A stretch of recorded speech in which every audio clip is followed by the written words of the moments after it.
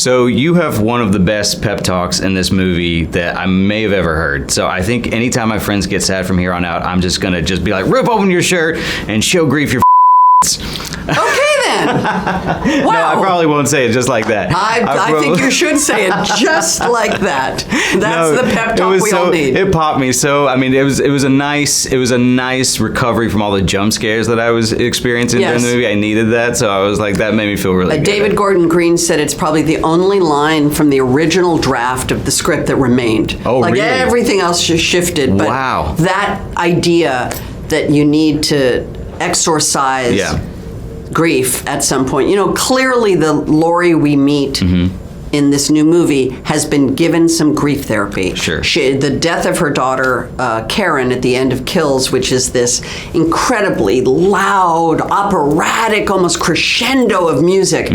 This new movie starts in a very different way. It starts with this fabulous sequence. I wanted to ask you about that because I feel like the way Kills ended, like Laurie's in a whole different place than I expected. Well, because how could you ever start a movie after Kills? Yeah. You have to let it just die down for a second. Excuse the pun. And what we meet is a woman who actually has gotten some mental health help. She's had grief counseling. She has started to learn to live next to grief, not have it overwhelm her. And that's crucial because you have to almost feel for a minute that Laurie's going to be okay. Right. Before the ceiling collapses, and she's not. So I was very happy that they created that as a way into the story. Sure. So, you know, obviously you're always forever going to be synonymous with Laurie Strode. But, you know, you've had so Halloween actress dies. It's already been written. Yeah. Well, what I want to ask is you've had so many incredible roles throughout your career. Is there any one character that you sometimes wonder, like, I wonder what they're up to these days and that you would be interested in revisiting? I would revisit any of them. I mean, they're not real people. They're characters in movies. I would be interested to see what creative people do with certain characters. I love my job. I love working. I love crews. I love the creation. I show up early and stay late. I love it. It's like the greatest job I've ever had. Even this part of the job I enjoy. And so every movie that I've ever done, if they said we're doing a sequel, I'd be like, great. Like I'm just wide open. Yeah. Just for fun, what's your favorite Mike Myers movie? The Austin Powers movies are really funny. Yeah, great really answer. Funny. Great. Also, I didn't know, I think enough people don't know that you write children's books. How old are you? How old are you? You're 15. You're a